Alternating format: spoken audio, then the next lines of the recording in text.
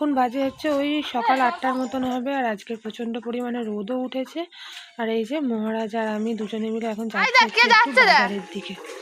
এই যে ছোট মামা চুল কাটতে যাচ্ছে। কে রে? ছোট দাদু চুল কাটতে।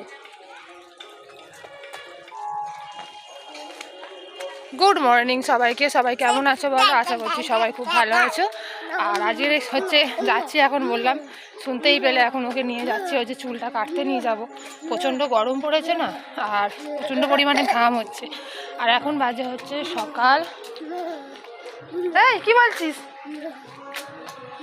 এখন বাজে হচ্ছে সকালেই 9:30 কি 10টা বাজে। ওর দুধটাও আনতে যাব আর চুলটাও কাটিয়ে নিয়ে আসবো। তারপর চলো যাওয়া যাক। যখন আমার সঙ্গে যায় তখন হচ্ছে কোলে ওঠার জন্য ওর ধারণা না, আর যখন ওর দিদা বা দাদুর সঙ্গে যাবে তখন হচ্ছে হেঁটে হেঁটে যায়। কি ব্যাপার? সবাইকে হাই করে দাও। এদিকে এদিকে এদিকে সবাইকে হাই করে দাও, সবাইকে হাই করে দাও। ক্যামেরায় ক্যামেরায়।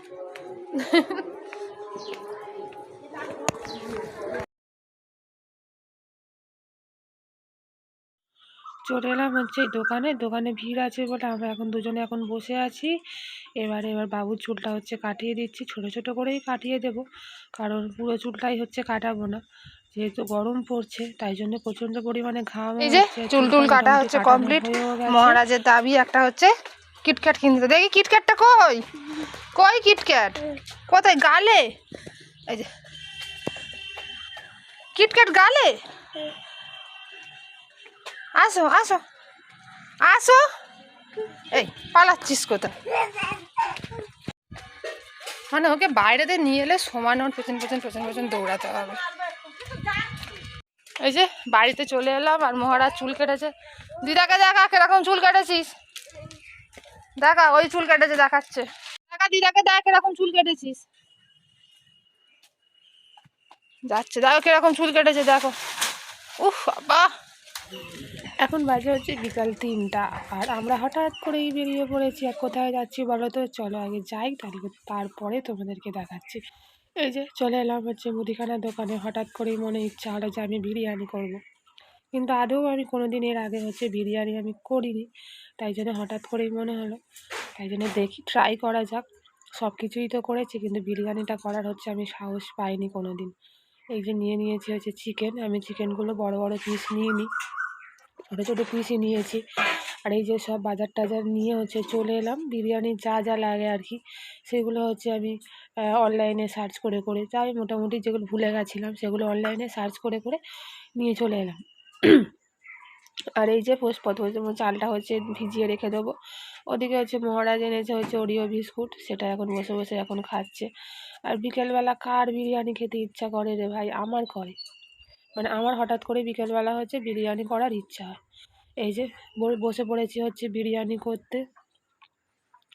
চালটা হচ্ছে ভিজিয়ে রেখে দিলাম, রেখে দিয়ে এখন যা যা লাগে মোটামুটি পেঁয়াজগুলো কেটে নিলাম, চিকেনটা হচ্ছে ভালোভাবে ধুয়ে নিয়েছি। এবার যা যা জিনিসপত্র লাগে সব, এই যে চালটাও হচ্ছে বসিয়ে দিলাম।